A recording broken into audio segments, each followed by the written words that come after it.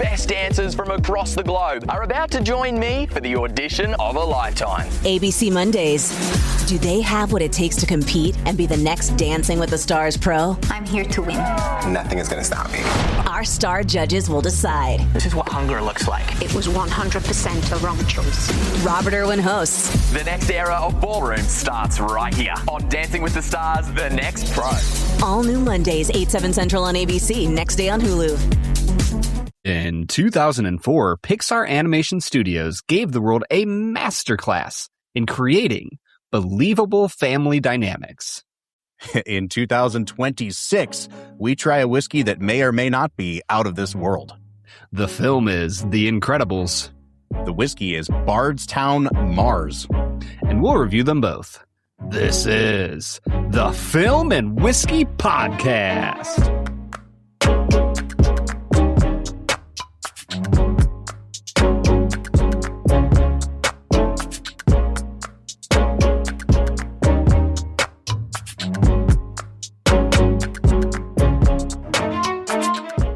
Welcome to the Film and Whiskey Podcast, where each week we review a classic movie and a glass of whiskey. I'm Bob Book. I'm Brad G. We did it, man. We're Dude, back. Another season. Guess who's back? Back again. Season number 11, Brad. Can I tell you a very quick story? I mean, sure. Obviously. It wouldn't be the start of a season if you didn't immediately derail it for whatever dumb story you're about to tell, Brad. Sure. Go ahead. It's a dumb story.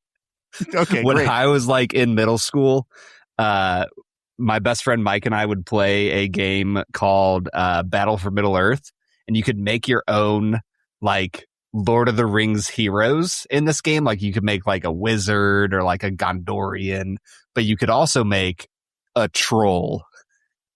And so I would always make this giant troll named Big Billy, and I would sing that song, but with Big Billy's name in it anytime I used him to kill things.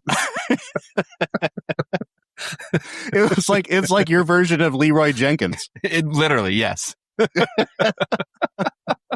Oh, Season man. 11, baby. Season 11. We did it, man. Welcome into Film and Whiskey, folks. We don't usually have diversions that quickly in our episodes, but we've been building to this moment. We had an extended off season this time around, but we are ready to dive back in to what we love best, movies and whiskey. And I think, Brad, we may have finally, after 10 seasons of trial and error, we may have finally found the perfect format for Film and Whiskey. If you've been listening to our preview episodes the last couple of weeks, you'll know that we've teased what this format's going to be. But because we've watched so many movies now, we are nigh on 400 at this point. We decided that there's still some pretty major kind of like AFI top 100 movies, even some, classics of world cinema that we'd like to get around to watching. But folks, let's be honest here. We have to stay relevant and we have to stay top of mind. And some of these movies are just frankly not going to get the most downloads. I know that. You know that. But it's important that we continue to round out Brad G's cinematic education here. That's right. So what we decided to do is let's pretend that stacking 32 of these things. This is all for me, obviously. Not for Bob. This is not in any way to make me feel a sense of belonging and appreciation that I feel nowhere else in my life. This is all about you, Brad. That's right. As it should be. I'm still in the egocentric phase of development, so yeah. And I'm here to stroke that ego. And so we've decided that instead of stacking this season with 32 of those movies, we're just going to pick 10. Now that'll help us get ultimately to our 32 movie bracket at the end of the season, because we're also going to throw in a Thanksgiving movie and a Christmas movie, as we always do. But with each of those 10 films, we'll watch the film that kind of kicks us off. And then Brad and I will each pick a movie to pair up with that one. So our Let's Make It a Double segment has now become the entire impetus for the podcast. So every 3 weeks, we'll have like a little mini program of movies before we move on to the next thing. I'm super excited about it, Brad. And, you were just telling me off air, a lot of the movies that you're going to pick are probably going to be films you haven't seen. Mm-hmm. And so you're kind of just taking a stab at like, this seems like it could be related. So it could take us off in some really interesting directions. Yeah, there's definitely, I have my list of movies of like things I haven't seen, but I probably should see. And so I feel like if there's a movie that feels like it could fit with like Lincoln, because I need to see Daniel Day-Lewis as Abraham Lincoln, obviously. That's kind of my strategy going into the season. My other competing strategy in my heart, that's my head. My heart is telling me that I need to pair The Incredibles with Spy Kids just to make Bob spend an hour and a half reviewing Spy Kids. Can I tell you a quick dumb story? Yeah, you can. I remember I was like 10 or 11 years old when that movie came out. And I had seen it in the theater with a buddy from school, like a week prior to the story I'm about to tell you. And so it was the one time in my whole life my aunt took us to the movies. And it was like me, my sisters, and her one daughter. And we went to this little theater that only had 2 screens. And one screen was showing Spy Kids, and one screen was showing Joe Dirt. And I remember telling my aunt, listen, I've already seen Spy Kids, so you could pay for me to go see Spy Kids a second time. Or you could let me experience my first PG-13 movie by myself. And you can send me into that theater, and I could watch Joe Dirt. And Brad, my friend, when I tell you that I still, to this day, have a Joe Dirt in my collection. So when I think of Spy Kids, I'm very grateful for the opportunity to talk about both Spy Kids and Joe Dirt again, if that's the direction you go. I was going to say, speaking of movies I haven't seen, but I probably should watch, Joe Dirt on that list. Joe Dirt. Hell yeah, I think, did we just do our Let's Make It a Double section? I think that's the next 2 weeks, man. All right, listen, in the spirit of this is our podcast, we have no more expectations anymore. We're not trying to please anybody. It's season 11. I'm speaking my truth tonight, Brad. Well, I do still... Listen, man, it's Pride Month, you know? While I do still... Is this a major announcement? No, it's not. Are you? While I do still appreciate a pour of brown liquor, you know, weekly with you. I'm gonna be honest, man, we're moving into our mid-30s. I cannot drink brown liquor at the volume that I once did. And I have been just absolutely moving towards the gin and tonic more and more lately. So I'm going to be sipping a gin and tonic while we talk for most of the night tonight on our whiskey podcast. And I don't care. I mean, sounds like the words of a coward to me. I will be drinking the brown liquor, as you call it. I mean, I'm also going to drink brown liquor. So the end of this episode might be a whole lot of fun. We're here to talk about a movie that I cannot believe we have not done to this point in the podcast. It's Brad, insane, dude. It checks every box that we're trying to check. It is a populist movie that is also popular. It has remained in the public consciousness for 22 years now. It's a Pixar movie. It made a bunch of money, and it has a ton of cinematic merit. So there's a lot of like really good, meaty conversation we can have around 2004's The Incredibles. I guess where I'd like to start with The Incredibles is to say that when I first saw it in the theater, I remember thinking like, you know, on a 4-star Roger Ebert scale, this is like a 3 to a 3.5, and I really like this movie. But in my own mind, I never put it into like the upper echelon of Pixar. I'm sorry, Bob. I'm just imagining 13-year-old Bob being like, not quite upper echelon, but decidedly solid. Good effort. I mean, this is the guy that talked his aunt into letting him go see Joe Dirt by himself. We're talking about one of the titans of our time. One of the classiest men I've ever known, Bob Book. In any case, you and I have even sat down and done an episode where we put all the Pixar movies into like a tier ranking. And I can't remember if Incredibles made that S tier or not, but it's one of those films that's talked about as a really good movie and almost never picked as like the best Pixar movie. And I will say now, coming back to it, I think this might be, pound for pound, the best movie that Pixar has ever produced, Brad. Wow. Like, it is. I mean, Coco is probably like still near and dear to my heart. Yeah. I'm going to make some bold claims today. And one of them is that if you wanted to teach film school students what directing looks like, and especially directing for animation, I think you point them to this movie. It's an almost perfect film. And I cannot wait to get into this with you today. Yeah, I mean, it is a singular work. And it's the only Pixar film that only had one writer on the script. Like, this is Brad Bird's story absolutely through and through. And I do think it's an example of how when genius works, the sky's the freaking limit, man. Mm-hmm. Yeah. Well, let's go ahead and do this then. Let's jump into talking about the movie. I think this is a good jumping off point for our first segment of the day, which we call Brad Explains. Brad's gonna give us the movie plot with only 60 seconds ticking on the clock. So let's go ahead and hear your take with this little segment that we call Brad Explains. Brad Explains is the part of the show where Brad breaks down the plot of the movie that he has just seen, often for the first time. Brad, I know this is not your first time seeing The Incredibles, but if you had to put a rounded number on it, how many times have you seen this movie? That's a great question. I would probably say 4 to 6. This is up there, man. I've seen the Incredibles quite a few times. Yeah, I'm probably in the same spot. Like, it's one of those ones that I've come back to every 5 or so years. Mm-hmm. And I remember the last time around that I watched it, I was like, oh, this is way better than I remembered it being. But I still hadn't sat down and put on my, like, critics cap like I did this time around, where you kind of watch movies for this podcast with the idea that I have to give this movie a numerical score at the end. Mm-hmm. I have to try to poke holes in it. And it held up better than some of the Pixar movies that I thought were better than it. So, yeah, to your point, Brad Bird is kind of given carte blanche in a way that Disney and Pixar filmmakers have never gotten, because that is such a collaborative studio from the beginning with people like John Lasseter and Pete Docter.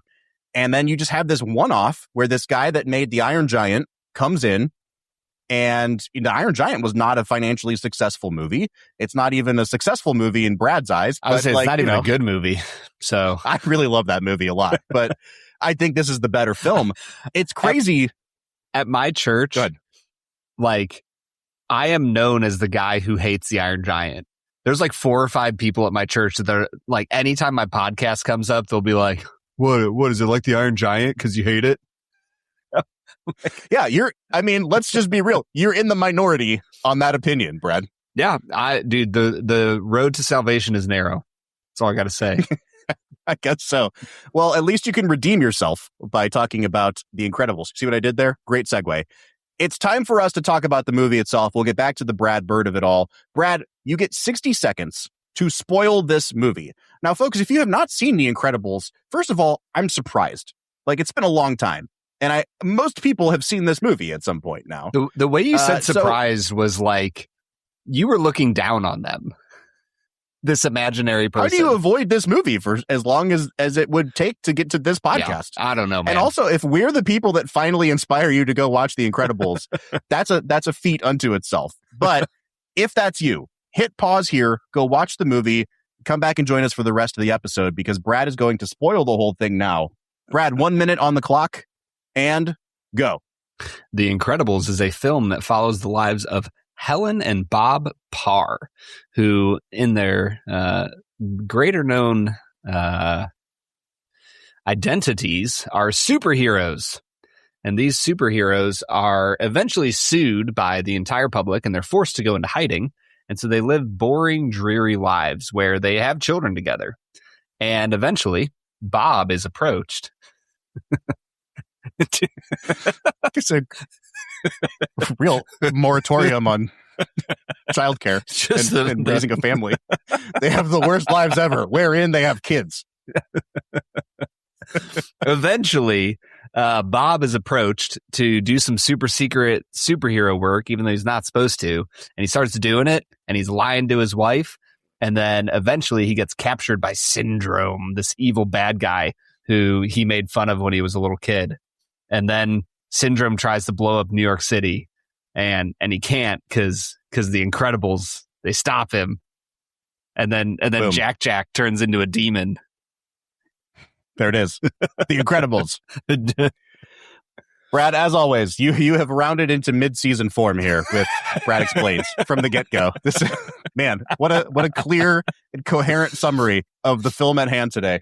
I do want to get back to talking about Brad Bird, because I think we need to set the stage here for why I'm so high on this movie. And, I've already mentioned he made The Iron Giant. Then he goes and makes The Incredibles. And this is his brainchild from the beginning. And I think you can tell, obviously I didn't go back and watch The Iron Giant in prep for this. I've seen that movie a bunch of times. That movie has that sort of like late 50s, very early 60s, Sputnik, Red Scare, motif going through the whole movie. And you have something similar to that with The Incredibles, which, I think Wikipedia describes it as a retro-futuristic version of the 1960s. So you have, everybody drives cars that look like they're from the 60s, and they're in mid-century houses, and everyone has like a wardrobe that would line up with the early seasons of Mad Men. But then also, Bob Parr goes to work at an insurance company, and he has like a desktop computer that would not have existed in the 1960s. So there are elements of this is not quite the world that we're used to. But it doesn't, I think crucially for this movie, Brad, it doesn't seem so futuristic or so, out of the ordinary that we never want to buy into it. And I think that's actually hinting at a bigger thing that succeeds with this movie. But before I keep babbling, I want to throw over to you and say, what did the setting of the movie work for you as like an actual in the plus column of the movie? Yeah, the beauty of the movie is it feels like it could fit anywhere from 1960 to like 1995 and feel absolutely realistic. And so because it kind of transcends any chronological era, you just kind of feel like it could be a part of your life.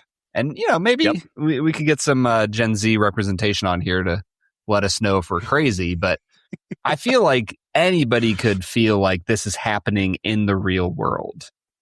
Yeah. I think that there is an element of, so the brilliance of setting this movie in the 1960s is that it allows him to essentially make a classic James Bond movie, a Sean Connery James Bond movie. And the question that's being asked is like, what if James Bond was a superhero? Because at the end of the day, the biggest pro with this movie is that it's not really a superhero movie. It's a spy movie. And it has all the hallmarks of a spy movie, but also they have superpowers. And it just like, it's an idea that you haven't really ever seen portrayed on screen. And then the second you see it, you're like, this is how you maximize the superhero genre.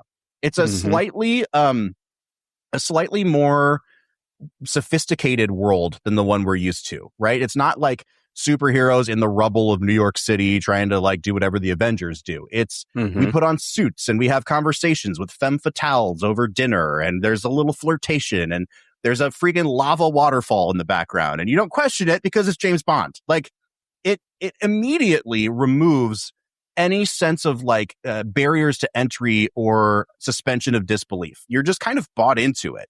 Yeah. And because of that as well, I think the problem with some of like the more recent Mission Impossible movies, or even a movie like, let's just say Mission Impossible. Like the last two Mission Impossible movies, the bad guy was AI.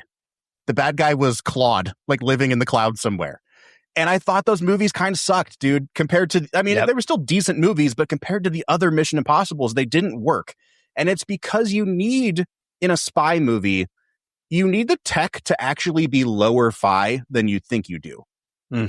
Like the more high tech it is, the less tactile, and the less it's like Bob Parr getting thrown around by a robot that's chucking hunks of rock at him is like, it's a very tactile thing, even though that robot is just like a big sphere with some legs on it. But because it's set in the 1960s, even the most advanced tech in the movie is just like a computer screen in a car. And everything else is like a very tactile sort of like old school James Bond. You got a pen that you click and it blows up. And I think that like, I would like to see more movies, whether it's superhero films or spy movies, that are period pieces, because it allows us to go back to a time where like we understood what the pinnacle of technology was in 1995, in 1965. And so whatever futuristic might look like to a person in the 60s is still something we can wrap our heads around really easily as an audience versus AI. Yeah. Like, that's just not something you can portray on screen in a compelling way. I don't know if that's making sense. No, I think it totally makes sense.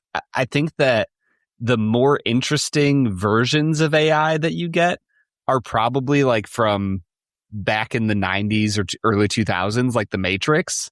Like, I know that the second and third Matrix people don't like, but by the time you get to the third Matrix and you start interacting with the Matrix itself, you're like, this is actually an interesting portrayal of what robots and machines that take over the world could be.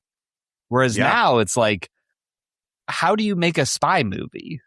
Because it's like there's cameras everywhere and AI to like analyze all the data. So it's like it almost takes away from the believability that anybody could be a spy unless you have, the face things that Mission Impossible can do. But even then, it's starting to hit the point of just complete and utter unbelievability.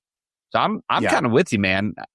I think it's better. And I do think you were hitting on a really key point that when you have a superhero film, it actually can be way more interesting to have it operate within the genre of another film. I think that's one reason why Wolverine did so well, is because Wolverine is like a crime noir Western. It's a Western, 100%. With superheroes in it. And like that makes it a more interesting The Dark Knight film. is just Heat, but with, the Joker in it. Yeah, exactly. Like that's like very obviously that's something that Nolan has cited as a reference for that movie. I completely agree. I think more superhero movies, there's three things we could or should do with superhero movies is one, tell them on a smaller scale. Like part of the reason why Raimi's Spider-Man 1 and 2 work so well is that they are just self-contained inside of New York City, right? Like that. And it's Peter Parker saving a subway car full of people from Doc Ock. That's the stakes. Yep. The second thing you can do is set them in a period. So I think of the more recent like X-Men movies, X-Men First Class is really good because it takes place in like 1962. It does all the things this movie does really well. And I think to your point, the third thing you can do really well is a genre crossover. Like a horror, horror is becoming something that we're seeing more in superhero or supervillain films as well. And I think that makes a lot of sense because it allows you to kind of borrow from all those conventions of a genre so that the viewer lets their guards down and can engage with the superhero stuff a lot more easily. I mean, you also have the comedy, but it feels like Marvel has ruined superhero comedy. So, They tried to do that with, what was the Will Smith Hancock, which is a movie that I've still never, ever seen. Me neither. And I've heard it was funny and I heard it was good, but like, See, I just want to see The Hangover, but it's like the Avengers of Hangover and somehow smash that together. Yeah. And Thor's like the guy stuck on the roof the whole movie. It'd be perfect, No, I bring all this up because I think that it gets at why I believe Brad Bird is operating on a completely different plane from a director standpoint and a writer. He understands genre really well. He knows why borrowing from the James Bond spy genre helps this film. He knows why setting it in the 60s helps this film from a visual standpoint, right? Because we understand what is high tech and like otherworldly and what is just part of being in the 1960s, because we all know what that would have looked like. And I think beyond that too, like he's doing a lot. Around this time, you started hearing people get compared to Spielberg a lot. And within 5 years or so, you've got J.J. Abrams really coming on the scene. And especially after he makes Star Trek and then Super 8, he really was dubbed the new Spielberg, which you could tell he's just aping Spielberg. And I don't think he actually has the juice that Spielberg does. And I think time has proved us right on J.J. Abrams. Go ahead, please. I will always say Mission Impossible 3 is one of the best Mission Impossibles. Great movie. Great film. I will go to bat for that movie all day. Other than that, J.J. Abrams is an absolute joke. I mean, geez. Call the guy out, why don't you? I will say, though, that I've never seen anybody go back and look at Brad Bird. And when I watched this movie, it may just be because I went and saw Disclosure Day 2 days ago. And I am in full Spielberg mode right now. Are you going to disclose anything about that? The review is live on the Film and Whiskey website. You can go see what I thought of Disclosure Day there. Spoiler alert, 5.5 out of 10. So, yeah, not my favorite. Not my favorite of the Spielbergs. However, there are camera movement. I say camera in quotes. It's a computer animated movie. There are camera movements in this movie where you're like, this guy is very indebted to Steven Spielberg. Yep. But there are movements of the camera in this movie that are indebted to other filmmakers. And you come to understand this guy just understands filmmaking language. You know, you could take a scene like when Helen and the kids are on the airplane and they shoot their missiles at them. And you're cutting back and forth between Helen trying to pilot the plane and Violet in the back trying to get her force field to start working. It consistently keeps cutting closer and closer to them as the stakes get ramped up until you're in like almost an extreme close up on Helen. And then there's this shot that like quickly dollies up the row of the plane into the screen that's showing where it's the kind of filmmaking that is so tried and true that you don't notice it when you're watching it, and unless you purposely take a step back and say, like, how's this cut together? What are they saying visually? If I turned the sound off, could I follow this? And I will say, it's not the world's most innovative movie in any stretch, but it's a movie that is like, it's made by a guy who has been steeped in movie culture for so long that he just knows how to do it in a way that feels almost effortless. Yeah, he flies through this movie so easily. Like, not a single scene of this film feels forced. I found myself like halfway through the movie thinking like he just does such an incredible job of and then storytelling. And the camera work that he uses to support that is phenomenal. There are quite a few scenes in here where he allows the camera to sit and just be with the characters. And Pixar's also hitting a point where they're actually starting to animate human faces a little bit better.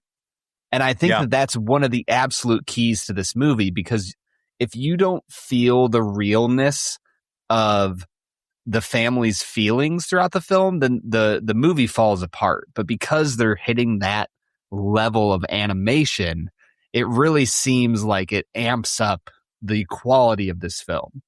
Bob, how are you feeling as you watched it about where Pixar is at with animation?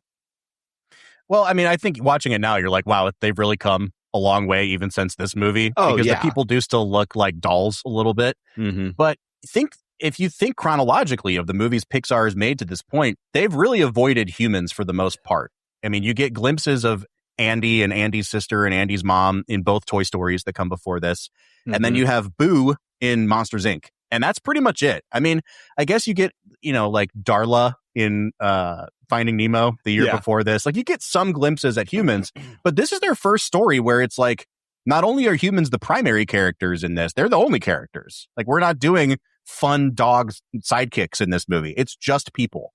And I think for them to kind of hang a whole movie on their ability to animate people in a realistic way, obviously still cartoony in the way that they're built and things like that. But what they did for fish, monsters, toys in all of their other movies, you don't question it when it comes to this film. And I think that really is a testament to, they couldn't have made this movie as a sequel to Toy Story, like when they did A Bug's Life. They needed that extra 6-7 years of development with the tech to get to this point. And I will say, like, aside from the fact that you can tell it's a little more rudimentary computer animation at this point, it holds up really well. Yeah. I will say, my wife and I just watched The Prince of Egypt the other night, and I know there's a difference of how it is being animated. I still think the water in Prince of Egypt is like one of the most mind-blowing things I've ever seen animated. And that was 98? 98, I think, yeah. Yeah. Yeah, it's funny you say that, because I've talked about this on the show before. My Prince of Egypt is Hunchback of Notre Dame. Yeah. It's a movie that I never saw until I was like in my 20s. And we literally just fired it up last night with the family, and we watched the first half of it. And I was like, even from Beauty and the Beast or The Lion King to this movie 2 years later, the level of animation quality is night and day. Yeah. And so, yeah, I think this is a big step forward for Pixar in terms of the type of characters they're able to animate. And I will say, like, I took a list of all the different camera moves that I wanted to talk about. And, it's only like 4 or 5 different shots, but there's shots that if I pulled them and just clipped them and showed them in film school, you'd be like, oh, that's a really brilliant use of the camera. There's one shot where it's not a split diopter, but you've got Edna Mode really close up here and Helen way back here. And Edna says something about like, oh, would you like to find out where your husband is? And they do a zoom. It's a zoom over her shoulder into Helen. And I'm like, freaking great. You don't even have a zoom lens. You're not using a camera, but you're doing it like a old school Brian De Palma kind of shot. There's a great scene where after the missiles hit the plane and Helen has all the kids and they're in the water and she's like, here's what we're going to do now. And the wreckage of the plane falls on them. They cut to a shot underwater, which shows Helen in the foreground, the plane in the background. And then this is why you animate a movie, because you can break the laws of physics. The camera swoops up, still underwater, swoops up over Helen and tilts down to look at the wreckage sinking underneath her. Yep. And it's just, there's little shots like that throughout the movie that they're either cutting to some really brilliantly photographed shots or they're moving the camera in this very Spielbergian kind of way. There's such a kineticism to this movie. Like, it is constantly moving forward in every single scene. And to your point, if the camera's not moving or if they're not cutting every 2 seconds, it's on purpose. It's when Bob and Helen are having like a domestic dispute in the first third of the movie. And you're kind of wondering, why are they grinding this movie to a halt? So let me watch this kind of like unsettling family argument. And it's because A, it sets the stakes up, but then B, once the action starts, it never lets up after that. Like once Bob gets sucked back into the world of the superhero, we're off to the races, man. Mm-hmm. And we wouldn't be talking about Spielberg at all if divorce wasn't on the table. Yeah. So Fabelmans, we're going to pair this up with Fabelmans for 2 weeks in a row. I mean, that's not a bad idea. I mean, but seriously, the Spielberg influence is all over the place in this movie. There's even like, whether it's an intentional Jurassic Park reference or not, there's the scene at, the very last battle in the city where Bob and Helen have their little moment of reconciliation and he admits like, I'm not strong enough to lose you again. And she reassures him and says like, we're superheroes. What can go wrong? And then the next immediate cut is to Violet screaming bloody murder. And they pan up through the roof of that van as the robot crushes it. And I'm like, Jurassic Park. It's Jurassic Park. Yep. It's Lex and Tim in Jurassic Park. Even to the point where 5 seconds after that, they find out the robot or the remote controls the robot. And I'm like, it's Lex and Tim on the computer locking out all the velociraptors at the end of Jurassic Park. If you're going to steal from somebody. If by locking out, you mean hacking. Yeah, the 90s version of hacking, where you just fly over some sort of 3D plane of all the folders and you click on the right one, But if you're going to steal from somebody, steal from Spielberg. That's what I'm going to say. Yeah. It sounded like you said Spielberg. Spielberg. Dude, where are you at when it comes to the voice acting performances here? Like, who's your absolute favorite? Who are you like, yeah, we could probably get anybody for that role? Where are you at with the voice actors? I think that Holly Hunter has a voice that, like, her actual voice has always been a little bit like, because she doesn't say her S's like S's, she says them like SH's. And I've always like, eh. But when I sit down and think about the actual performance she gives, she's unbelievable in this movie. Absolutely. And I think if I have a hot take, it's that I feel like Craig T. Nelson was kind of asleep for half of his performance as Mr. Incredible. Really? Even when he's not supposed to be sad, it just doesn't seem like a very involved performance until he really needs to nail like the emotional moments at the end. And I feel like he does. But if I had to pick an MVP between the two of them, I'm picking Holly Hunter all day. I agree with you. I think Holly Hunter's incredible. I also found out that Syndrome, played by Jason Lee, recorded all of his lines in like 6 days. For whatever reason, Craig T. Nelson recorded them over 2 years.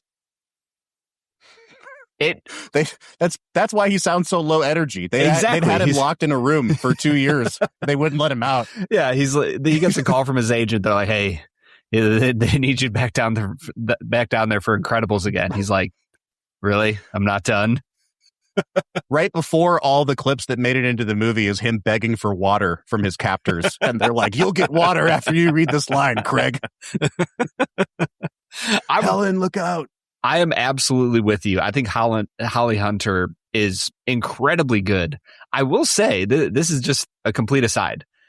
In The Incredibles 2, which came out like 12 years later, 13 years later, her voice has like gotten gravelly. And I literally couldn't focus the entire movie because her voice sounded like she was chewing on like Pop Rocks the entire time. Yeah, this is the thing about like hiring actors multiple decades later to reprise a voice role. I'm talking about movies that we keep watching half of, but the kids are excited about Toy Story 5. And I told them I have not watched Toy Story 4 a second time since the theater because it pisses me off so much. And they're like, let's watch Toy Story 4. We watched half of it and turned it off. They have not wanted to revisit the rest of it yet. But everybody in that movie sounds 2 decades older than when they started. And now if you've seen the trailers for Toy Story 5, like Tom Hanks is 70 years old now. And he sounds like an old man. Like Woody needs to go get his annual physical done. Like I'm a little worried about my boy in Toy Story 5. I mean, I went and saw Paul McCartney maybe 10 years ago, but he was still in his 70s, I want to say. And like, great experience. He belted out like 32 songs. It still sounded like a 70-something-year-old version of Paul McCartney. And there's nothing wrong with that, but it's also something that kind of has to be addressed because it just takes you out of the experience. The famous example recently is in the Avatar movies. Jake Sully and Neytiri have a teenage daughter that is voiced by Sigourney Weaver, who is 77 years old or whatever she is, and they don't pitch her voice up or change it in any way. Wait. So it's just this old woman's voice coming out of a teenager. Wasn't Sigourney Weaver in the first one as like a human? They addressed this. You got to watch the second Avatar. Don't watch the third one. The second one's very good. But all that to say, I'm with you, man. There's when they make sequels decades later, it doesn't work out for me. No, not at all. I want to talk a little bit about the design of the movie. So, I've talked about the mid-century modern stuff. I've talked about the tech a little bit. But I think part of what makes this movie so memorable to me is the simplicity of some of the designs that allows them to be really memorable. Like if you asked me to sketch from memory the robots that they have to fight throughout this movie, it's a very simple design. It's a circle with 4 legs coming off of it. And yet that's now like an iconic robot in movie history in my mind. I was even marveling at the oval shaped thing that holds Bob into place with like the electricity throughout the movie, the magnetic thing. It's a really simple design, but it's the kind of thing that you remember. Yeah. So I think throughout the movie, it's because of this 1960s setting, but it's also because Brad Bird is just really, really good at this, that it allows you to have these memorable moments, whether it's in the design of things or it's in the way that they choreograph like an action set piece. There's so many moments in this movie where I'm like, that would be the best moment in 90% of action movies. And it's the 5th best action set piece in The Incredibles. Yeah. And even thinking about the design, like the robot for me felt very strongly like a mixture of like War of the Worlds type of like the giant tentacle leg type things mixed with like a little bit of like the Day the Earth Stood Still, like the roundness of the alien spacecraft, and you don't know quite what's going to happen. There's so much of the design that works really well. And even the way that the characters are all designed. I'm even thinking about Frozone. When he pops onto the screen at the end of the movie and he's flying around shooting out ice, it's one of the coolest like design choices to have this really sleek, like skier like body just flying through. Yeah. And then you have Samuel L. Jackson voice again. It's just a great freaking character. And there's so many little pieces like this that make the movie feel so memorable. I mean, there are, like I said, there's a ton of moments in the movie that I feel like have become burned into my brain, whether I would consider them iconic or not. But it's because of the way that Brad Bird knows how to use editing and camera setups. The scene where Dash is getting chased by the guys in like the drone flyer things. And what a fantastic design to make like, what do you call it? Like hover things that have razor blades on the edge. But also, like, it's just a brilliant idea. Tell me that's not a Return of the Jedi callback. 100%. Going through the jungle of Endor, like 100%. And at the same time, you know, you realize that you are traveling, the camera is traveling at the same speed that Dash is. And so that could become chaotic really quickly. And they do these brilliant things where like Dash looks to his right and the foreground, they cut to his point of view. The foreground is all blurred because we've racked focus to whatever's behind this row of trees. And because it's going so quickly, you get a sense of the speed, but you can also very clearly see there's a guy there. There's a guy over here. And then when you finally get, you know, you've gotten up and down these hills of the jungle, and then it finally opens up into this expanse, and you realize he's going out onto the water, and you get that amazing moment where he looks down and realizes I can run across the water, and then the music kicks back in. And it's just like, dude, this is what action set pieces are supposed to be. They're supposed to be the big payoff when everybody blows up at the end of this, but there's also those little moments of payoff throughout it that, again, it's like there's moments of Hitchcock in this movie. There's moments of Spielberg, and you can tell Brad Bird has studied the masters of stuff like this. I mean, you brought it up earlier. It feels like a Mission Impossible sequence. Like some of the action pieces feel like a Mission Impossible car chase when Dash is running and he like zips up the side of the cavern and then down around and into another tunnel. And you're like, it feels like we're watching Jason Bourne or Ethan Hunt like flying through the crowded streets of Paris in a car. Like it's just this really great kinetic. There's a vibrancy to it that like you can't help but watch this movie and be utterly engrossed in it. Yeah, totally agree. All right, man, we've been talking about it for 42 minutes now, so I think maybe it is time for us to take a break here. Let's drink some whiskey, and then we'll get back into raving about The Incredibles. What do you say? Let's get to it. With over 2 decades of scientific innovation across oncology, Pfizer continues to drive the next wave of cancer breakthroughs. Approximately 40% of all our R&D is invested in oncology. With 90-plus clinical trials across more than 4,000 sites, Pfizer is focused on 8 new medicines by 2030, all with a single focus, helping your patients with cancer. Learn more at cancer.pfizer.com.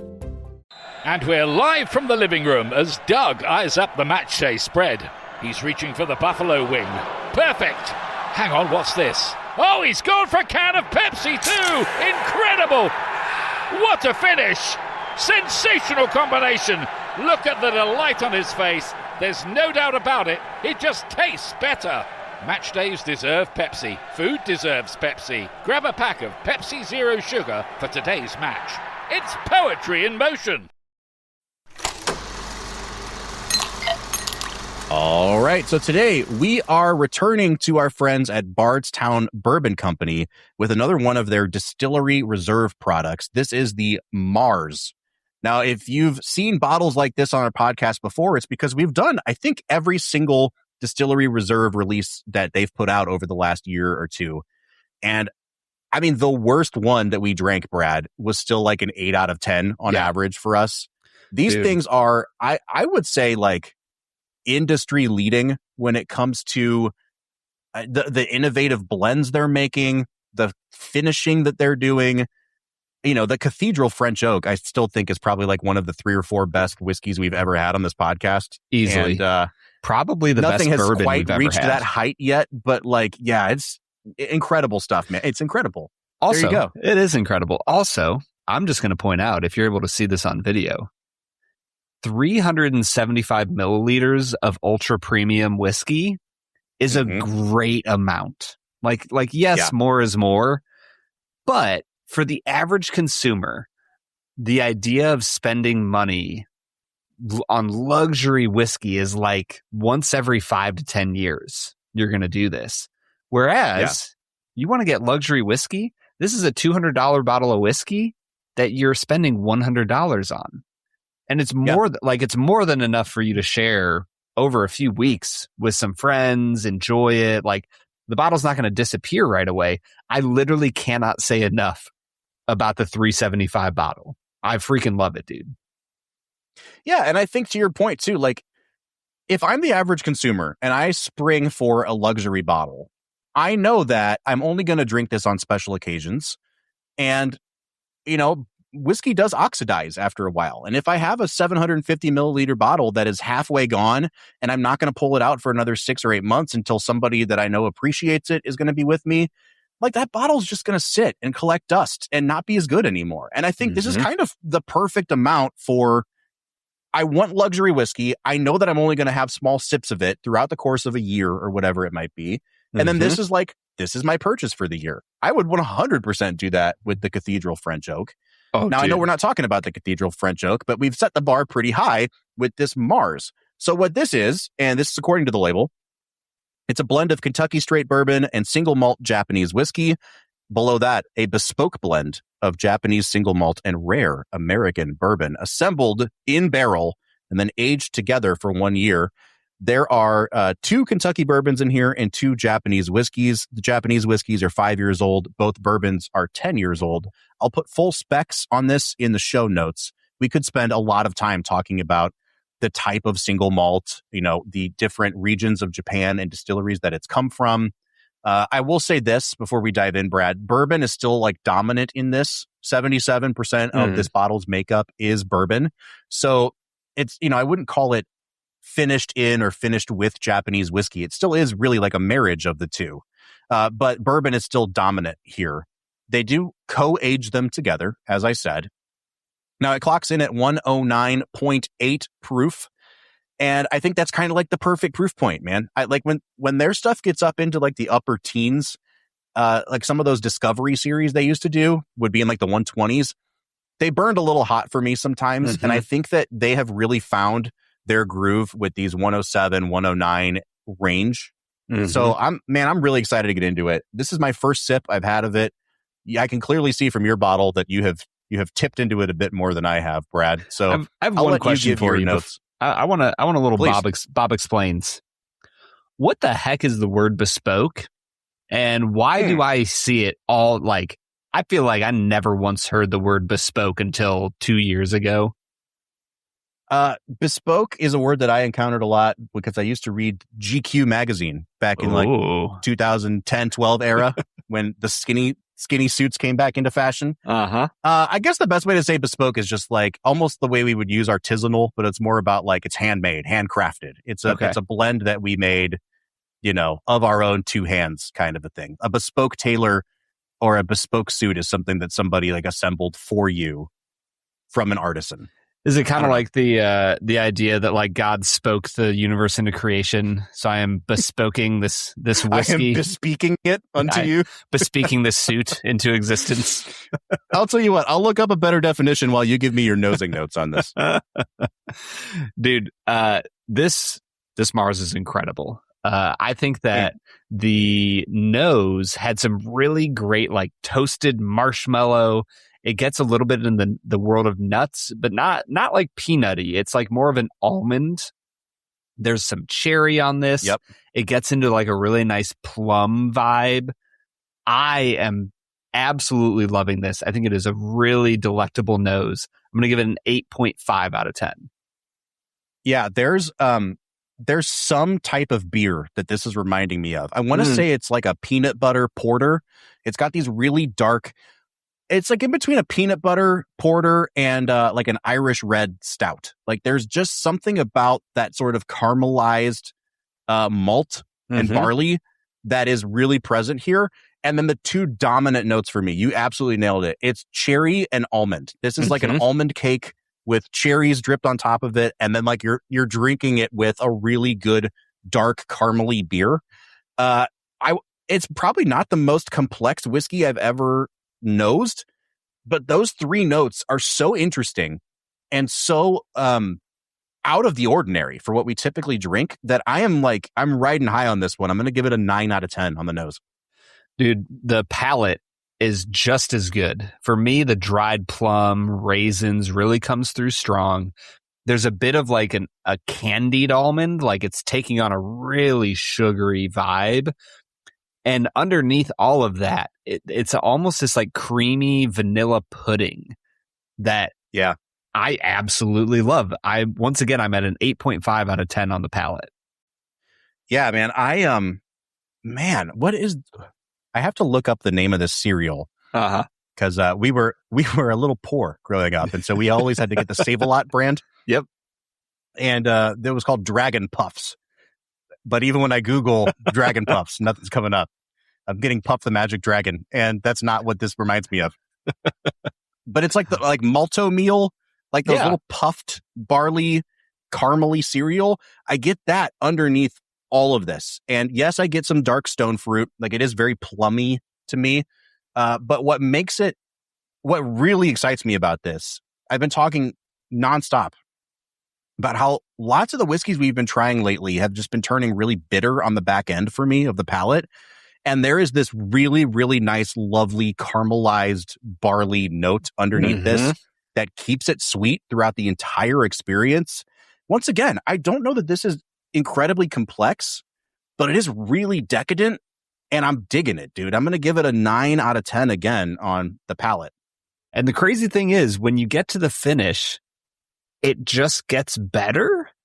Like it dives into this realm of baking spices. For me, the caramel finally hits like a minute after I drank it. The marshmallow is there in spades. It gets a ton of black pepper on top of all that. I'm going to give it a 9 out of 10 on the finish. Yeah, I feel like I need to take a second sip because I was so blown away by it that I just drank it way too fast.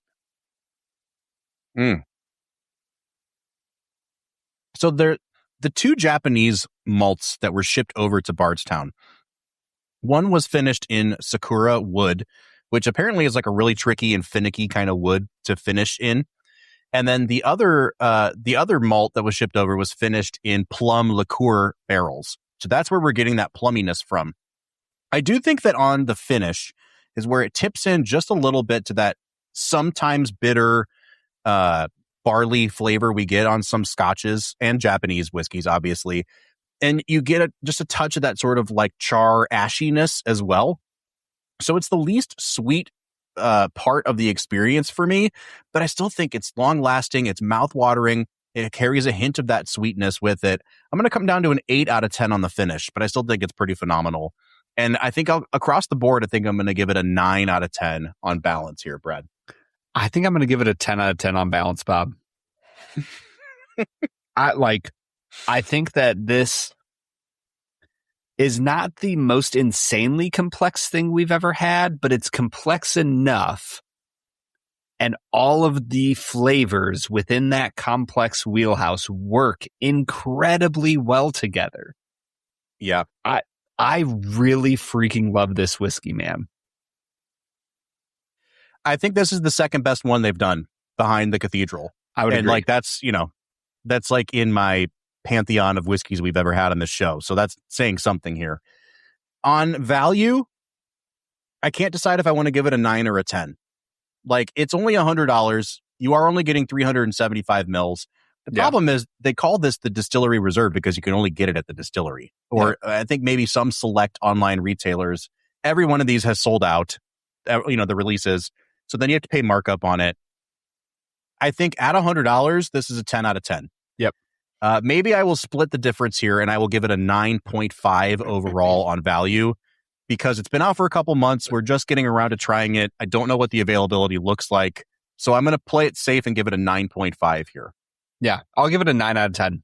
I I think add $100, which, for the film and whiskey's sake, we'll call it a $200 bottle of luxury whiskey that you can get for $100.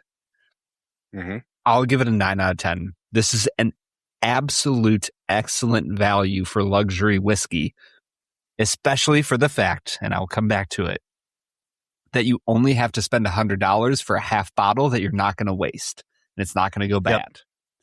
So I'm here for it, Bardstown. Now, because this is our podcast and we can do whatever we want, I'm seeing that my final score is coming out to a 44.5 out of 50, and I think this is a 45. So we're going to give me a half point somewhere.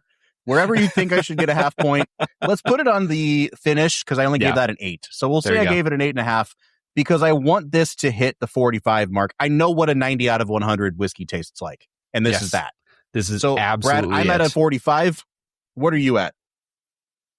Yeah, if we were giving this like medals, this is a double gold. Like, no questions 100%. asked. Absolute delicious bottle of whiskey. I also am at a 45 out of 50, Robert. Boom.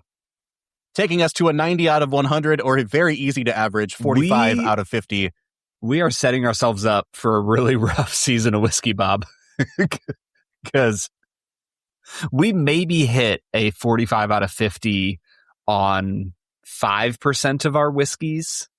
Especially a shared one. There are times where you've been like, wow, this is a 47 and I'm at like a 40. You know what I mean? Yeah. Like, we've hit the average a couple times but for both of us to actually be at a 90 out of 100 score on a whiskey. Pretty rare. Is exceptionally rare. Bardstown, I want you to hear us when we say, this is the best whiskey I've had in 2026. Like, this thing is off the charts, and it's going to be really hard to beat this for whiskey of the year for me. I think it's a phenomenal pairing with The Incredibles, because it snuck up on me. It surprised me at how perfect it is, Brad. And I think that's my segue into getting us back into talking about The Incredibles. What do you say? Let's get to it. Whether it's a movie night or just midday, Skinny Pop is a salty snack that keeps on giving. Made with just 3 simple ingredients for an irresistibly delicious taste and a large serving size that lasts. Deliciously popped, perfectly salted. Skinny Pop, popular for a reason. Shop Skinny Pop now. All right, everybody. That was Bardstown Distillery Reserve Mars, a whiskey that, what can I say, Bob? Absolutely incredible. Yeah. Incredible. You know what else is absolutely incredible, Bob? What's that, Brad? Our game, 2 Facts and a Falsehood. Brad is gonna try to stump you, Bob. 2 are right and 1 is wrong. 2 facts and a falsehood. 2 facts and a falsehood. Oh, you know what, Brad? What's that? Let me pause us right there. Okay. I kept telling myself I was going to implement a new thing for season 11, so I'll do it at the correct time next week. I kind of tipped my hand a little bit. I think at the end of our whiskey reviews, we should ask the question, was this the right pairing for the movie that we chose this week? And if not, what else should we pair with it? Like, if the whiskey sucks and we liked the movie, we should say, hey, drink this instead or whatever. Totally. Or vice versa. If we think that, like, the whiskey is really good, this reminds me more of X movie. I do think this is a good pairing. There's no real Japanese influence in this movie, which would ideally be what you'd pair this with. But, like, just in terms of being incredible, I think this is a good start to our season, man. Incredibly tasty. Am I right? Hey-o. And with that said, 2 Facts and a Falsehood is the part of the show where Brad presents me with 3 items as fact about the making of this movie, one of which is a complete lie, and I have to figure out which one that is. Brad, it is always great to have a clean slate. You definitely got me last season. I don't even remember what the final tally was, but I was well under 500 on the season. Yeah, it was a rough one for you, Bob. Dude, I forgot about this segment. So I am ill prepared. You forgot about Canada's favorite segment, Bob? Canada's favorite segment. Yeah, man, they closed the borders, and I just haven't been thinking about Canada very much lately. So, Brad, you are primed to get me once again this week with your 2 facts and a falsehood. All right, fact number 1. Of director Brad Bird's 4 children, 3 had voice roles in The Incredibles. His oldest son, Michael, voiced Tony Reidinger. His daughter, Amy, voiced Kari, the babysitter. And his son, Nathan, voiced the little boy who sees Mr. Incredible pick up a car. Huh. Fun. Fact number 2. Writer and director Brad Bird was listening to Public Radio International and heard Sarah Vowell, a frequent contributor to the Radio International program, This American Life. He felt that her voice was perfect for Violet, even though she had never acted before. Fact number 3. Writer and director Brad Bird originally conceived this as a conventional cell animated film when he pitched it. The cell animated sequences seen at the end of the credits are a representation of his original concepts. Interesting. I did not watch the end of the credits, so you may be making that up completely. I have no idea. If I recall correctly, this is not the first time that you've tried to get me with the director put their kids in the movie. And I don't remember if this is like a pattern of you trying to trick me now or not, Brad. So have I done I'm that immediately before? I'm immediately drawn to number 1 as a falsehood. But that sounds like those are 3 parts that, they're not like the leads in the movie. Sure. So I don't know. Kari's pretty popular. what was number 2 again? That he was listening to Public Radio International. Oh, yeah. And heard Sarah Vowell. I don't know, man. I really don't know. Got a 1 out of 3 chance. Yeah, I'm going to say number 1's the falsehood, and I have no basis for that, and I don't feel supremely confident in that. But Brad, number 1 is the falsehood. Bob, how does it feel to start the season off with an incredible victory? Hey! I really do think that you've tried that one on me before, Brad. That was the only thing that tipped me off. Fun fact, Tony Reidinger was indeed voiced by his son, Michael Bird, and his son, Nathan, did indeed voice the little boy who sees Mr. Incredible pick up the car. But you invented another child? I invented another child. He does not have a daughter. And Brad Bird's wife is listening to this right now like, our what? You had a kid with who? With Mirage? I will say the one son has one of the best line deliveries in the whole movie when he does, "That was totally wicked." It's so good. It's such a great line delivery, dude. Oh, I love that. All right, cool. So I am starting off 1-0. It's going to take you a couple weeks, Brad, to get me in the lost column overall. That's always a good feeling. I want to dive back into talking about The Incredibles here. And, we're talking about voice performances by the Bird family.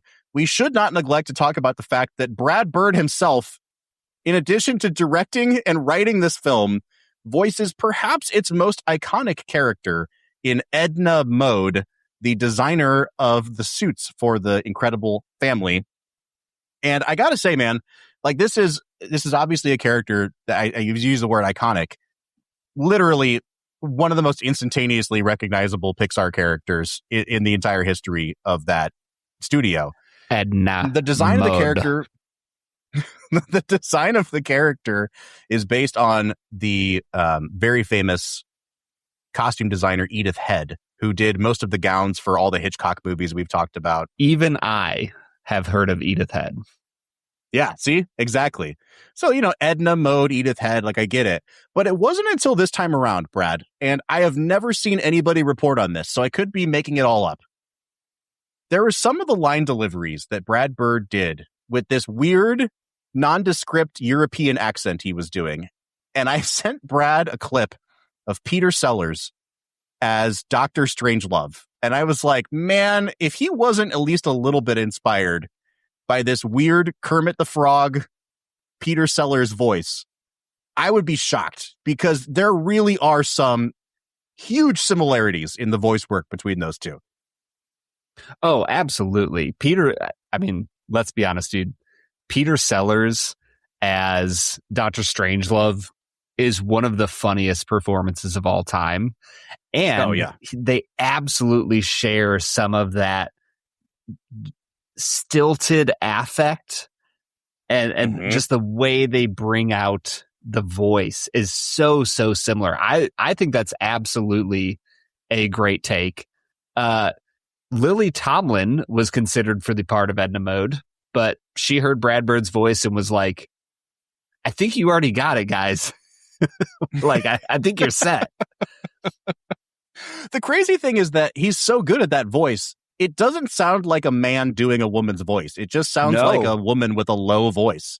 Mm-hmm. And so when I looked, I had remembered that a man voiced it. I didn't remember it was Brad Bird. And I have to say, I no longer can tell what the biggest feat of filmmaking is from Brad Bird in this movie, whether it's the directing or writing or Edna Mode, because it's just one of the better voice performances in the movie as well. Yeah, I think that it might absolutely be Edna Mode, because like you said, out of all the characters in the history of Pixar, like Edna is up there as one of the absolute most memorable. 100%, dude. And, I have to go back to this as well, Brad. I told you a while ago I was going to give you the definition of bespoke. Oh, thank you. I finally pulled it up, and here's the frustrating thing about it. I had to go to the Merriam-Webster dictionary to actually get the definition, which just means handmade or custom made. Oh, okay. As suspected. But when I typed it into freaking Google, it does those AI overviews now, and I typed in bespoke definition. Here's what the definition was. Making or selling bespoke goods. Good job, Gemini. What the hell? Yeah, that's worse than when I said viscous was about the viscosity. That was like season 1. I was like thinking about my preaching classes and how one of the main things you learn is like anytime you use like theological technical language when you're preaching, you got to explain it. And so I was like, I'm just giving Bob a layup here. Why don't you explain to the audience what viscosity is? You're like, it's how viscous something is. Bespoke. It's how bespoke something is.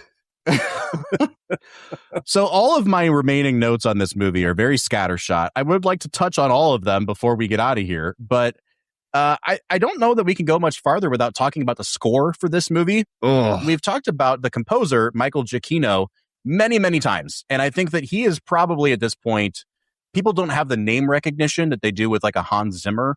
But if anybody is the heir apparent to John Williams, I think it's Michael Giacchino.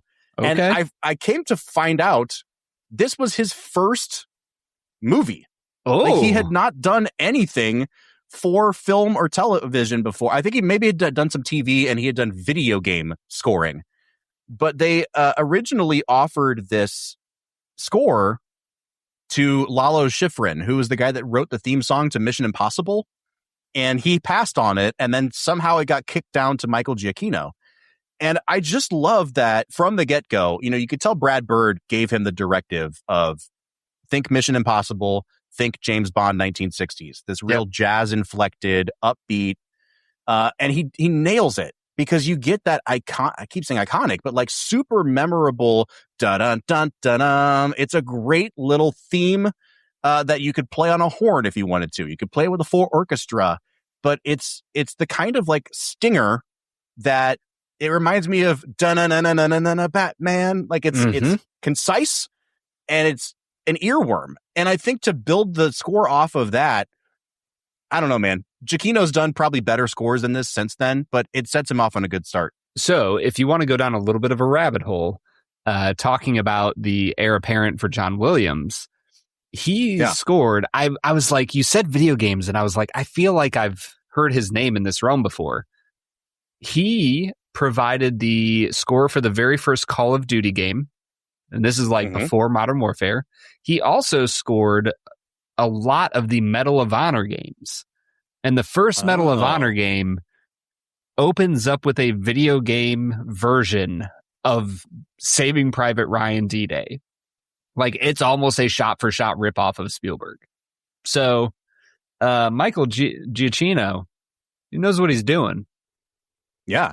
Well, and then, of course, Brad Bird gets the opportunity to move into live action after this movie, and he gets offered a Mission Impossible movie. He gets the 4th Mission Impossible, Ghost Protocol. Which is now freaking incredible. So here's the thing. I don't want to tip into my let's make it a double, but also I knew that we were going to do The Incredibles, and I was like, I haven't rewatched Ghost Protocol or Rogue Nation, the 5th one, in a long time. And I'm seeing all these assholes on Twitter say Rogue Nation is the best movie that people forget about. And I remember thinking Rogue Nation was not that good. Mm-hmm. Now, Rogue Nation, the 5th one, was the first movie that Christopher McQuarrie did. And he did 5, 6, 7, and 8. And the 4th one was Brad Bird's only entry. And I was like, man, I'm due for a rewatch of both of those movies. And I watched them both. And I finished Ghost Protocol. And I was like, is this the greatest film ever made? Like, it is... I've always been partial to 3 as a defender of that, and to 1, and of course to Fallout, number 6.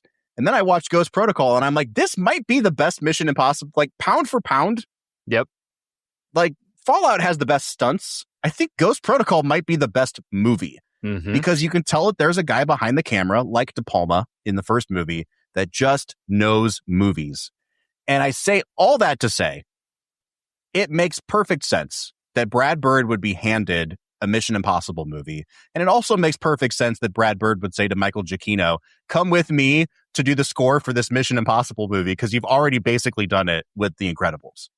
Yeah, when I told my buddy Steven that I was going to be reviewing The Incredibles to start season 11, he's like, you should just talk about Mission Impossible Ghost Protocol the entire episode. Just never actually talk about The Incredibles. And I was like, honestly, that'd be easy because Ghost Protocol is not a terrible idea. Oh, dude. I think to kind of sum up, Brad, I'm going to come back to the statement I made in the beginning, which was this is not necessarily an innovative movie. It's innovative within the catalog of Pixar, sure, for a lot of reasons. It's their first movie that's primarily featuring humans. It's also like it's an anomaly among Pixar. There's a scene where a mom looks at her kids and says, they will not hesitate to kill you if they get a chance. And then you watch, I mean, conservatively, 50 people die in this movie. Yes. Like, there's just so many people that get blown up. And not just die, but like a few of the faceless minions, like Dash punches the one guy, you see his face, you see him like interact for a second and then die. And I was just like, this is he straight incredible. Up kills people. It might be Brick killed a man. Dash killed a man. Dash threw a trident at a guy. I literally, dude, how many movies have like throwaway minions that actually have just a little bit of juice in their character?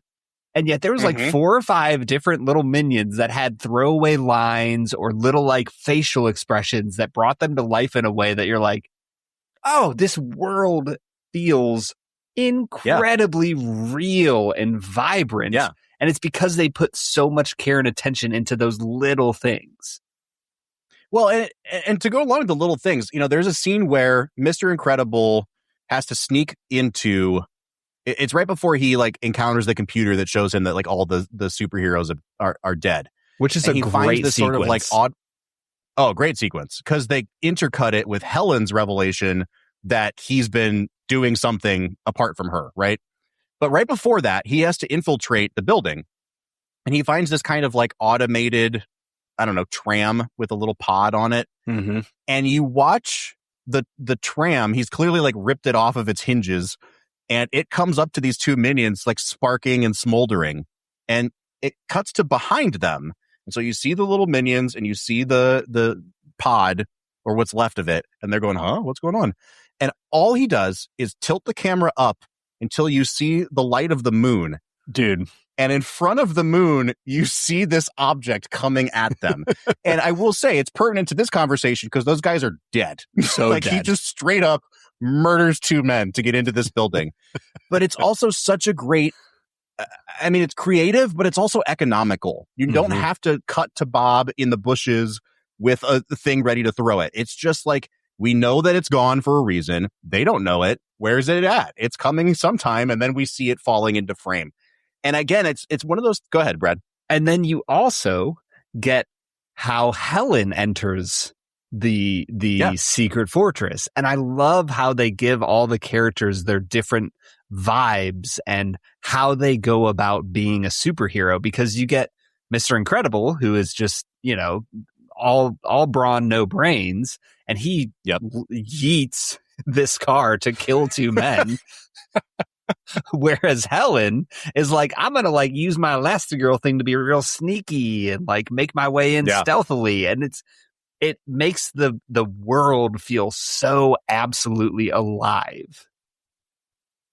Part of why I keep bringing this back to a Spielberg conversation, and this is a conversation we've had in E.T., in Jurassic Park, what have you. Nobody does kids in peril the way Spielberg does. And I think I'm finally honing in on why it works in Spielberg in ways that it doesn't in other filmmakers.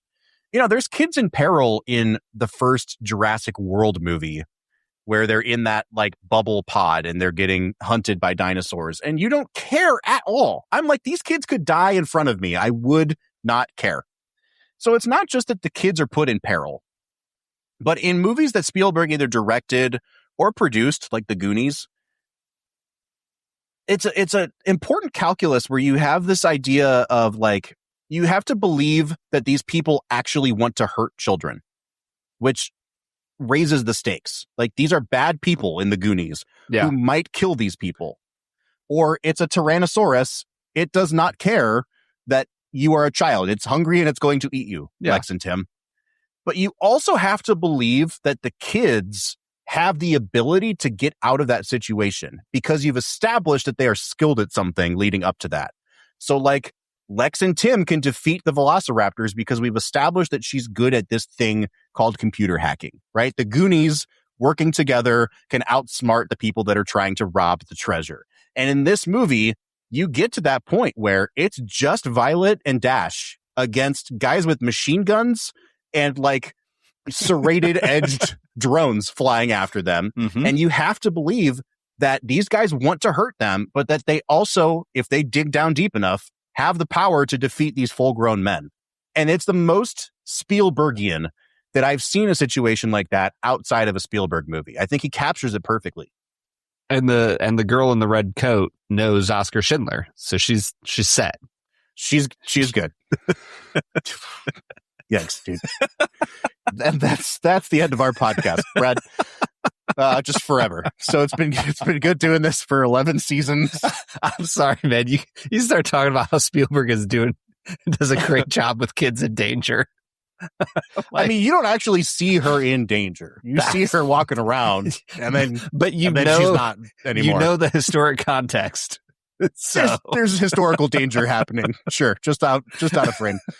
I mean, even on that note, Brad, War of the Worlds, you got Tom Cruise running around with little kids. Yeah. Kids, they're in peril because they're with Tom Cruise. That's what we're saying. Yeah. It is Tom Cruise. We love Tom Cruise. The Scientologists are coming for those kids, man. We have to get them away. Brad, on that note, it is time for us to get into our final segment of the day, which we call Let's Make It a Double. We're near the end of the episode, so thanks for listening to the Film and Whiskey Show. Let's pair another film with this one, even if it's a struggle. It's the final segment of the day, now let's make it a double. We just went off the rails so hard.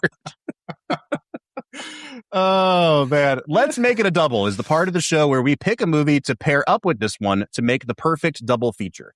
Now, Brad, I started into this segment not knowing what we're going to do here. Should we just give final scores and then do Let's Make It a Double? Or can we do a Let's Make It a Double that is separate from whatever movie we're going to pick at the end of the episode? No, I think that's the whole. I think that's the whole shtick. Yeah, we're picking a movie that we would want it to be a double feature with. Therefore, let's make it a double, and then we'll give scores. Sounds good to me. Now, I agree with what we established before we hit record here, Brad.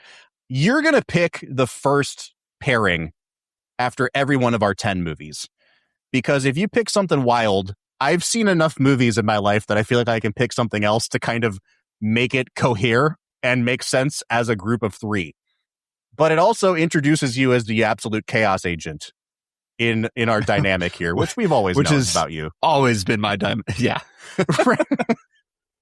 Noted chaos agent, Brad G. I was going to say, in college, my nickname was the Plan Wrecker because I would like walk into the barn, which is where all the students hung out in Malone. And like this group of friends would see me and be like, well, I guess whatever we were going to do, not going to happen tonight. Like we were planning on studying, but we are clearly going to McDonald's now. That's right. The Plan Wrecker, Brad G. Here to wreak havoc on our season. Brad, there are a ton of different legitimate directions you could go. I mean, honestly, Spy Kids would not be the worst pick here. Nor would Ghost Protocol. That lines up pretty perfectly. I'm wondering if you are going to pick one of those two, or if you've got something else in your pocket here, Brad. I'm 1000% so genuinely torn between two films, because on the one hand, I know we're not going to watch many animated films this year, and there is an animated film that I think fits with The Incredibles so well. It's Big Hero 6. I think that would be an incredible pairing with this film. A movie I have never seen. I don't know if that sways you. I've not seen it before, Brad. That does sway me. What's the other film you were thinking about? Oh my gosh. Sorry, I'm like speechless. Mm-hmm. I don't even know what to say. So the other direction I was genuinely leaning towards was, we've never done a classic Bond film. And I was thinking that we should go back and do You Only Live Twice, which from what I've read is a heavy inspiration for The Incredibles. All right, here I'm not going to do this every week, but it's the first time we've done this. So I'm going to tell you my thought process. Okay. If you went with Spy Kids, I was going to stay in the Robert Rodriguez realm and pick Sin City, a movie that ties back to comic books, but is still Robert Rodriguez. Mm-hmm. Or I was going to try to steer us towards Ghost Protocol, perhaps. Or I was going to say, we should do a classic Bond film. And the most classic of the classic Bond films, I wasn't You Only Live Twice, it's Goldfinger. I was like, if we're going to do a Sean Connery, we should do Goldfinger. So I don't know if any of this sways you, but I'm going to pick Big Hero 6. Because it is rare that we get to go into, not rare, 0.01%. Like, out of the 400 movies we've done, this will be the first and possibly only time that I have seen a movie not just once. I think I've seen Big Hero 6 2 or 3 times, Bob. I'm excited, dude. All right, so we're going to go with Big Hero 6. I have no plan for after that. And I'm excited about that. And I will not tell you what I'm picking until after we watch Big Hero 6 next week, Brad. But you're picking it based on The Incredibles, right? See, here's the thing. I don't know that we need to. I think we could play telephone. I think I could pick a movie that's just based on Big Hero 6 after we watch it. Okay. If we just want to go down a rabbit trail, I'll probably try to tie it back to The Incredibles somehow. But, I mean, who's to say? We'll see. Dude. Maybe it's because it's like it's Japanese, right? Like, isn't Baymax or whatever, isn't it like a Japan-oriented thing? We'll just have to wait and see. I might steer us towards Kurosawa. You never know. Dude. We could watch some Rashman again. Oh, dude, I freaking love Rashomon. All right, let's give The Incredibles some final scores. I think, pound for pound, this is the best superhero movie ever made. I think this is... Wow. If you wanted me to, like, act like a big tough guy and pretend like, The Dark Knight changed things in cinema, and it's a landmark movie. We've watched it a couple times for this podcast, and I think it's like a 9.5 out of 10 movie. Like, there's some flaws in it. I think Spider-Man 2 is maybe the best superhero movie in that genre ever made. Sure. But as we've established, this is a movie about superheroes that's actually made in the spy genre. And I think it's the best movie about superheroes I've ever seen. And because of that, This is a 10 out of 10 movie, Brad. Dude, I will say about The Dark Knight really quick. For whatever reason, when we first reviewed it for the podcast, we so deeply harped on the final like bat sonar Patriot Act sequence that's kind of all I think about when The Dark Knight comes up. Anytime somebody talks about The Dark Knight, I'm like, yeah, but that final sequence, it's not great, dude. It's really not great. And I need to go back and watch it to appreciate it, because I know it's like 90% of the movie is 10 out of 10 magic. Yeah. I need to go back and remember that, because now anytime somebody talks about it, that's all I think about. Let me say too, like The Dark Knight is a very influential movie, but The Incredibles is so influential that when they made those crappy Andrew Garfield Spider-Man movies, the first Andrew Garfield Spider-Man movie ends with Paul Giamatti as the Rhino coming up out of the ground, just like in The Incredibles, and saying like, "I'm the Rhino." And you get this, like, Spider-Man swings a little manhole cover and they're about to go to battle and it cuts to black. It's the exact same ending as The Incredibles. So, like, also influential. I'm beneath you, but nothing is beneath me. Nothing is beneath me. Okay, John Ratzenberger. Right. I am going to give The Incredibles a 10 out of 10. Yeah, you are. Yeah, you are. I can't imagine a single moment of this movie that could be made better. I don't think I could have appreciated this movie as much, even in season 1 of our podcast, as I do now. We've watched too many movies, and I'm like, this guy just understands movies at a level that I didn't even recognize back then. I mean, even down to like Sean Wallace and his like 2-minute scene. Wallace Shawn. Sorry, Wallace Shawn. Yeah. One of the most absolute pitch perfect movie examples of why corporate America sucks. Yeah. I mean, it's just absolutely perfect. It's a great bit role. The whole movie just absolutely works, Bob. Brad, I am on cloud 9 because I have just drank an entire gin and tonic and a pour of whiskey, and we gave the whiskey a 90 out of 100, and the movie is a 10 out of 10. This might be like the absolute pinnacle of the Film and Whiskey podcast. Season 11, week 1.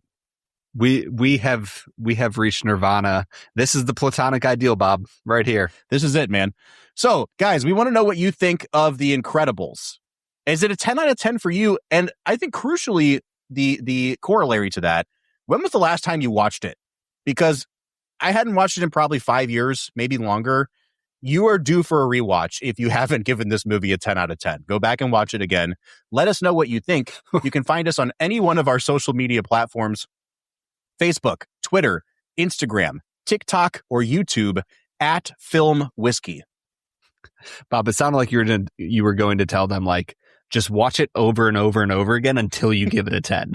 Just don't stop watching it. Yeah, exactly. You can also join the conversation on our Discord server. We are on there. I used to say every day. Let's be honest, I was a liar. We're on there like once a week or so. And it's a great community, and we have great fun talking about life. So you should join our Discord server. It's a really good time. You can find the link to the Discord at the end of every one of our show notes as well. It's been a while since we've done this, It's Brad. been a little while. Quick plug for the Patreon, where you get longer episodes and you get video content as well. You can find us on patreon.com/filmwhiskey. You could see Bob and his brand new glasses. Look how good I look, man. Look how good I look. Dude, they look sharp. And like the khaki button down with the red underneath. I got my little chambray going on. That's a bold move. Thank you so much. We will be back next week talking about a movie I've never seen, Big Hero 6. So join us for that one. But until then, I'm Bob Book. I'm Brad G. And we'll see you next time.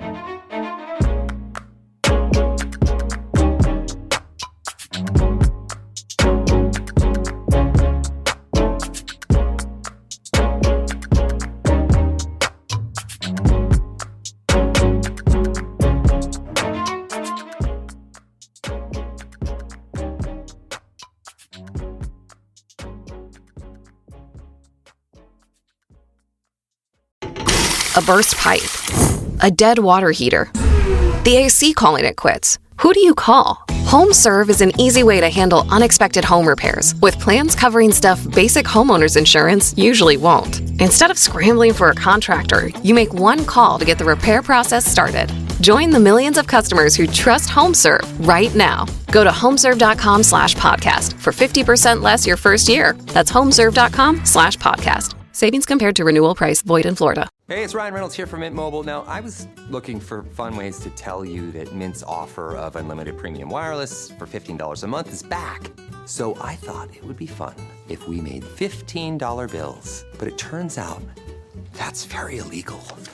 So there goes my big idea for the commercial. Give it a try at mintmobile.com/switch. Upfront payment of $45 for 3 months, $90 for 6 months, or $180 for 12-month plan required. $15 per month equivalent. Taxes and fees extra. Initial plan term only. Greater than 50 gigabytes may slow when network is busy. See terms.